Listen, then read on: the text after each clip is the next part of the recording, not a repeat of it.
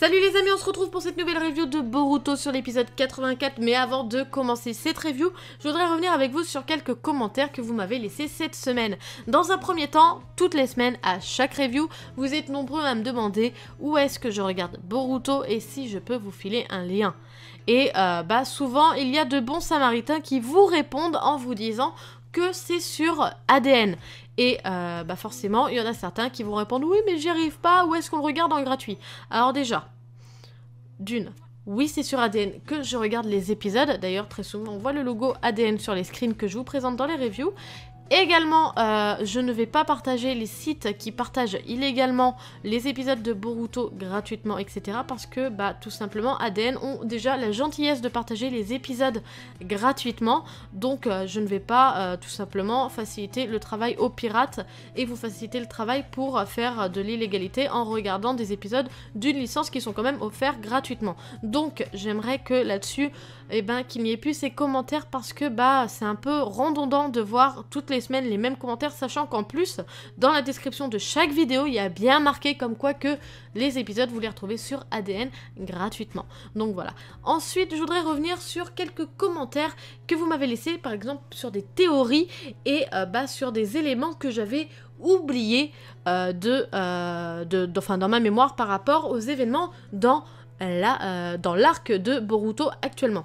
Déjà, il y a une personne, excuse-moi, je n'ai plus ton nom, qui m'a partagé une bonne petite liste de théories par rapport à Onoki et Ku, et d'ailleurs on a un petit peu la réponse dans cet épisode par rapport à tes théories, et honnêtement, j'ai apprécié tes théories parce qu'elles étaient fondées, et c'était sympathique de les lire, et je te remercie.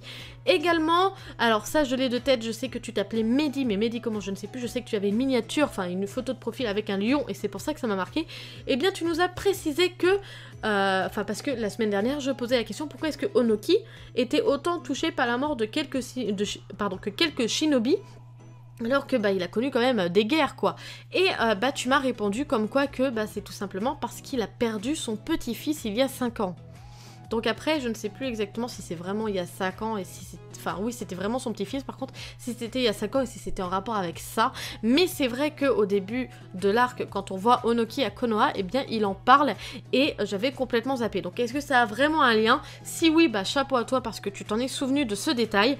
Et sinon, ça aurait été intéressant de mettre ça en lien avec tout simplement les convictions de Onoki. Cette petite interlude terminée, nous allons commencer notre review sur cet épisode 84. Donc la semaine dernière, nous avions quitté les aventures de Boruto tout simplement au moment où Onoki avait disparu parce que Boruto avait été à sa rescousse lorsque cette partie de bâtiment s'effondrait sur lui et donc on s'était arrêté sur le fait que Ku était à sa recherche. Et là donc on retrouve Boruto avec Onoki qui sont encore en train de suivre et on les voit d'ailleurs se diriger, essayer d'esquiver les Akuta qui sont à la recherche de Onoki, pardon.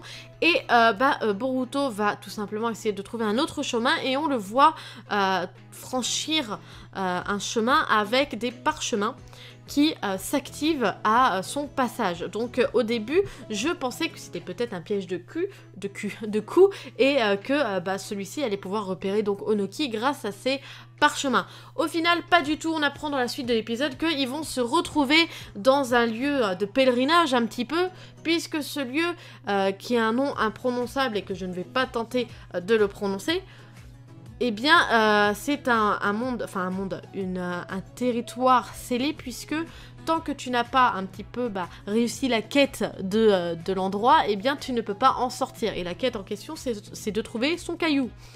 Le caillou de son cœur, si je me rappelle bien.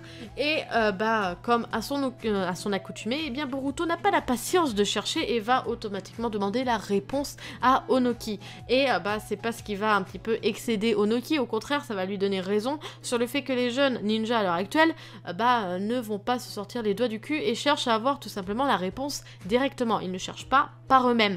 Et du coup, Boruto va en apprendre énormément d'Onoki dans cet épisode. Sanju Gaara, donc le lieu qui est un petit peu historique, là où tous les ninjas venaient pour se ressourcer. Et donc une terre, en plus d'être scellée si on ne termine pas la quête du lieu, et bien c'est une terre aussi qui empêche l'utilisation des techniques ninja. Donc tout ce qui est à base de chakra. Et donc forcément, ça va forcer Boruto à se débrouiller par ses propres moyens. Et comme je vous l'ai dit, il va en apprendre énormément d'Onoki parce que, comme Onoki lui dit, avant de chercher un moyen de pouvoir s'enfuir de cet endroit, il faut d'abord réussir à trouver un moyen de survivre. Et par là, il veut tout simplement dire à Boruto que il faudra bien qu'il se nourrisse. Et d'ailleurs, Boruto va tout simplement être à bout de force très rapidement parce qu'il va avoir soif, il va avoir faim. Et au lieu de chercher et de faire fonctionner ses méninges, il va se laisser limite mourir au sol, et Onoki, par pitié, va lui donner de l'eau et des insectes et va tout simplement le guider vers une première partie de solution. Il va le guider pour qu'il trouve tout simplement les ressources qui sont donc mangeables dans ce lieu et comment trouver de l'eau. Et à partir de là, Boruto va se démener et va en apprendre énormément d'Onoki. C'est d'ailleurs assez paradoxal parce que techniquement, ils sont censés être ennemis. Mais là, on voit bien que Onoki l'entraîne, parce que pour moi, c'est un entraînement à la survie, un petit peu, si on devrait comparer avec une autre œuvre, à l'image de FMA quand Ed et Alphonse vont sur l'île pour pouvoir apprendre à être alchimiste, avec l'énigme que leur maître leur avait laissée avant de les abandonner seuls sur l'île. Et moi, ça me fait penser un petit peu à ce moment-là, avec Boruto, donc qui cherche des ressources pour pouvoir survivre dans ce lieu assez austère, puisque au final, il n'y a rien à part des cailloux. Après cet entraînement, on a donc Onoki qui se permet de se confier un peu plus à Boruto et on apprend quand même une belle révélation et c'est par rapport à Ku. Donc la semaine dernière, je me demandais quand même comment ça se fait que ce fils apparaissait comme ça tout d'un coup et ils ont réussi à nous trouver un stratagème pour expliquer tout ça. C'est tout simplement que Ku est certes, oui, le fils de Onoki, mais surtout son fils artificiel. Il a été créé comme Mitsuki par rapport à Orochimaru, grâce à l'ADN d'Onoki. Donc c'est vraiment à croire que c'est la mode dans le monde des ninjas de ne pas se reproduire avec ses parties génitales, mais tout simplement en se clonant. Bref, ça commence à être redondant, même si en soi c'est la thématique de cet arc, puisque Onoki l'avoue, ils ont besoin de Mitsuki pour pouvoir parfaire la création de ces êtres artificiels et pouvoir créer une armée pour protéger les jeunes shinobi. Et dans son discours, on voit bien que son armée ne serait pas que pour son pays, mais pour tous les autres pays. Ce qui est quand même assez paradoxal, puisque s'il crée une armée pour protéger ses ninjas, il va pas créer une armée pour protéger les autres ninjas si les autres ninjas des autres pays veulent tout simplement attaquer son pays. Donc, c'est assez paradoxal et ça peut être assez tendu comme situation, comme je vous l'ai dit la semaine dernière, puisque cette action de créer une armée dans le dos des autres Kage peut tout simplement créer une nouvelle guerre mondial ninja. Donc c'est assez tendu comme situation, je sais pas, honnêtement c'est sur un fil quoi, sur le bout d'un fil, ça peut tomber d'un côté comme de l'autre, ça peut être bien comme ça peut être mal interprété comme bien interprété, c'est assez tendu et ça peut prendre une direction tout autre selon les choix qui vont être faits par les personnages. Également, pour continuer sur les révélations de ces êtres artificiels, c'est tout simplement du côté donc de Kokuo et ses amis, on a le droit à une petite constatation, c'est tout simplement que, mis à part Kokuo, donc tout ce qui est Kirara, Seiki, etc., il s'intéresse énormément aux cultures humaines. Kirara, par exemple, elle va vouloir se maquiller, se faire belle, acheter des accessoires, etc., comme une vraie jeune femme, tout simplement. On va avoir Seiki qui va s'intéresser aux expressions humaines, de la façon d'agir d'un humain, et le troisième, donc celui qui ressemble à Izuka dans Hunter x Hunter, lui, il va être plus, disons, théorique, puisqu'il va s'intéresser surtout à la littérature humaine pour comprendre tout simplement les réactions et tout ça, tout ce qui est un être humain. Et je trouve que cette situation est assez paradoxale parce que elle peut nous apporter, nous amener même jusqu'à une situation qui pourrait être assez loufoque, et c'est tout simplement, pourquoi pas ces trois êtres artificiels qui se rapprochent de l'humanité pourraient tout simplement se retourner contre leur créateur pour sauver réellement les humains parce que ils se considéraient eux-mêmes comme humains, même s'ils ont été créés tout simplement artificiellement. Alors que Kokyo, lui, qui ne s'intéresse pas, comme s'il se privait, on voit bien hein, dans sa façon d'être, etc., qu'il vraiment se prive de s'intéresser à la culture humaine, comme s'il avait peur de ce qu'il pourrait devenir s'il s'y intéressait. Lui, par contre, je pense que ce serait celui qui restera un fervent toutou à Ku et à Onoki et qui ferait tout ce qu'il désire. D'ailleurs, à ce moment-là, Kako, donc le sosie d'Izuka, quoi, dans Hunter x Hunter, vous l'avez compris, eh bien se fissure comme Seike s'était fissuré un peu plus tôt dans les précédents épisodes, mais là on est dans une situation totalement différente puisque pour Seike, eh bien c'était Kirara qui l'avait secouru en le soignant. Sauf que là, eh bien quand Seike demande à Kirara d'aider donc son comparse, eh bien on voit que elle aussi est en train de se fissurer. Donc qu'est-ce qui se passe? Est-ce que ils sont tout simplement dans leur fin de vie ou est-ce qu'il y a une personne qui intervient dans leur fin imminente? Donc là on ne sait pas réellement ce qui se passe et le pire, je trouve personnellement, vous me direz par commentaire si vous êtes d'accord avec moi, c'est que même si ce sont des antagonistes, même pas réellement des antagonistes parce que ils sont pas réellement présentés comme méchants en soi, moi je les vois pas comme des méchants, eh bien on s'y attache quand même un petit peu et c'est inquiétant de les voir comme ça blessés à bout de souffle, à bout de vie peut-être, et on se dit mais est-ce que ça y est, on va en perdre 2 à l'épisode prochain ou est-ce qu'ils vont revenir?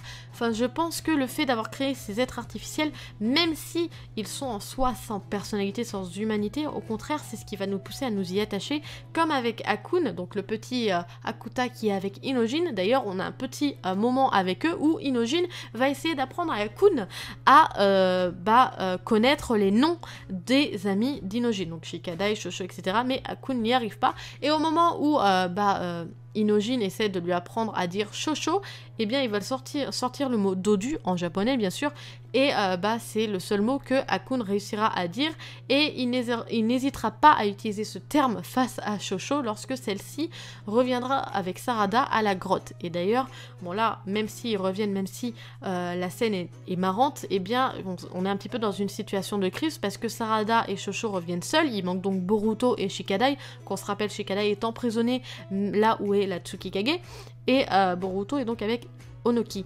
Et Sarada explique à Inojin que là au final c'est pas quoi faire quoi, parce qu'ils peuvent pas y retourner parce qu'ils vont se faire démonter la gueule, mais en plus de ça ils peuvent pas retourner à Konoha parce qu'ils vont abandonner leurs amis, donc ils savent pas trop quoi faire, ils sont tout simplement au pied du mur. Donc pour résumer un petit peu cet épisode, même si en soi il ne se passe pas grand chose et qu'on a juste une toute petite révélation, c'est quand même un épisode assez important et qui je pense sera un épisode phare dans la suite des événements de l'histoire de Boruto, tout simplement parce que il nous est présenté une facette d'Onoki quand même assez importante, puisque même si sa démarche est quand même assez radicale, eh bien ça va être quand même, on voit que ça lui tient à cœur parce que quand il en parle, il verse quand même une petite larme, ce qui pourrait nous rapprocher à la théorie de Mehdi, comme je vous l'ai dit au début de cette vidéo, quand il dit que il agit comme ça tout simplement parce qu'il a perdu son petit-fils à ce moment-là. Je pense que ça peut tenir la route par rapport à cet élément-là de cet épisode.